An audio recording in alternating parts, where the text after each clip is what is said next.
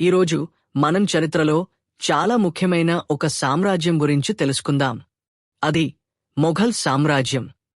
మొఘల్ సామ్రాజ్యం భారతదేశ చరిత్రలో సుమారు 1526 నుండి 1857 వరకు కొనసాగింది.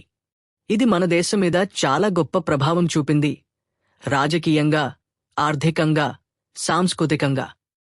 మొదటగా బాబర్ గురించి చూద్దాం. అతను మధ్య ఆసియా నుండి వచ్చాడు. 1526లో పానిపట్ యుద్ధంలో ఘిల్లీ సుల్తాన్ ఇబ్రహీం లోధిని ఓడించి మొఘల్ సామ్రాజ్యానికి నాంది పలికాడు.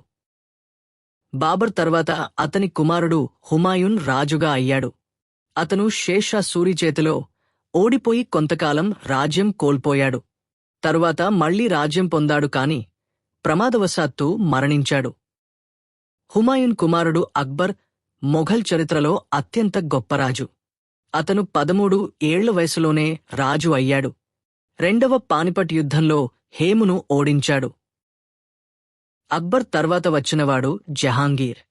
జహాంగీర్ చిత్రలేఖనానికి, సంగీతానికి ప్రోత్సాహం ఇచ్చాడు. అతని కాలంలోనే ఇంగ్లాండ్ నుండి సర్ థామస్ రో వచ్చాడు. జహాంగీర్ తర్వాత షాజహాన్. షాజహాన్ పేరు వింటే మనకి ముందుగా గుర్తొచ్చేది తాజ్ మహల్. తన భార్య ముంతాజ్ కోసం నిర్మించిన ఈ కట్టడం ప్రపంచంలోనే ఒక అద్భుతం. అతను రెడ్ ఫోర్ట్, జామా మస్జిద్ వంటి అనేక గొప్ప నిర్మాణాలు కూడా చేశాడు.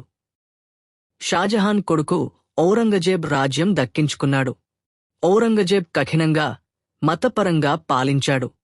ఔరంగజేబ్ మరణం తర్వాత మొఘల్ సామ్రాజ్యం బలహీనమవడం మొదలైంది.